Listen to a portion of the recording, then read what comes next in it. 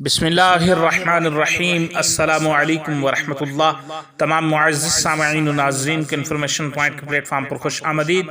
سامعین و ناظرین، ہماری آج کی ویڈیو کے اندر ہم جانیں گے رسول اللہ صلی اللہ علیہ وسلم کا ایک بہت ہی پیارا فرمان۔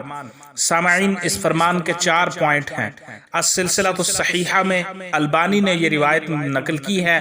حضرت جابر رضی اللہ عنہ فرماتے ہیں کہ رسول اللہ صلی اللہ علیہ وسلم نے فرمایا، گمان کو گمان تک ہی رکھو، اس پر یقین نہ کر لیا کرو۔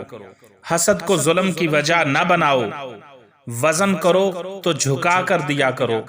بدشگونی دل میں آ بھی جائے تو اس کی بنا پر اپنے امور کو نہ روکو۔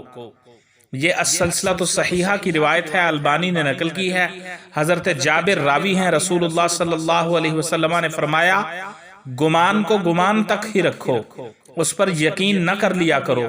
حسد کو ظلم کی وجہ نہ بنا لو، وزن کرو تو جھکا کر دیا کرو۔